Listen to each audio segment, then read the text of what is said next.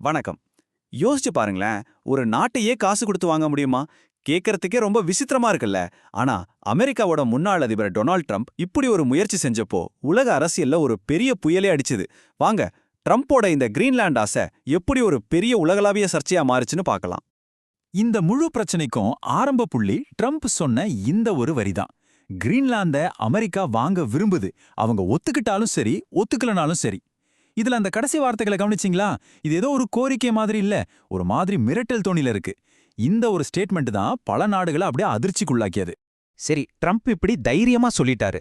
ஆனா கிரீன்லாண்டோட கட்டுப்பாட்டுல இருக்கிற டென்மார்க்கு இதுக்கு என்ன பதில் சொன்னாங்க? அவங்களோட பதில் ரொம்ப உறுதியா, தெளிவா, ஒரே வார்த்தையில இருந்துச்சு.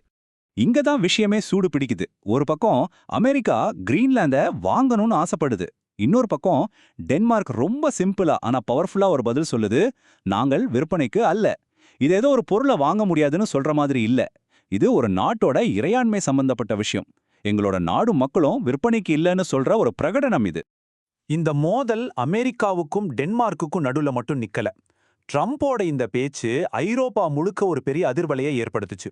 நிறைய ஐரோப்பிய நாடுகள் டென்மார்க்குக்கு ஆதரவா நின்னாங்க. இது ஒரு தனிப்பட்ட பிரச்சனை இல்ல, இது எங்க எல்லாரோடையும் சம்பந்தப்பட்ட விஷயம்னு அவங்க குரல் கொடுத்தாங்க. ஒரு நிமிஷம், உங்களுக்கு ஒரு கேள்வி வரலாம். ஏன் திடீர்னு இந்த கிரீன்லாண்ட் மேல இவ்ளோ ஒரு ஆசை? சுத்தி வர பனிப்பாறைகள் இருக்கிற இந்த தீவுல அப்படி என்னதான் ஸ்பெஷல்? அமெரிக்கா ஏன் இதை வாங்க இவ்ளோ துடிக்குது? வாங்க அதோட உண்மையான மதிப்பு என்னன்னு பார்க்கலாம். கிரீன்லாந்தோட முக்கியத்துவத்துக்கு முக்கியமா 3 காரணங்கள் இருக்கு. 1, பாதுகாப்பு. அதோட லொகேஷன் அமெரிக்காவுக்கு ரொம்ப பக்கத்துல இருக்கிறதால ராணுவ ரீதியா இது ரொம்ப முக்கியமான ஒரு இடம். 2வது, இயற்கை வளங்கள். அந்த பனிக்கடியில தங்கம், வைரம், யுரேனியம்னு ஏகப்பட்ட கனிமங்கள் கொட்டி கிடக்கு. 3வது, ராணுவ தளங்கள் அமைக்க இது ஒரு சரியான இடம். இந்த 3 விஷயங்கள் தான் கிரீன்லாந்த ஒரு புவிசார் அரசியல் புதையலா மாத்துது. இப்போ யோசிச்சு பாருங்க, இவ்ளோ முக்கியமான ஒரு இடத்த ஒரு பெரிய வல்லரசு நாடு கேக்குது, ஆனா இன்னொரு நாடு முடியாதுன்னு அடிச்சு சொல்லுது.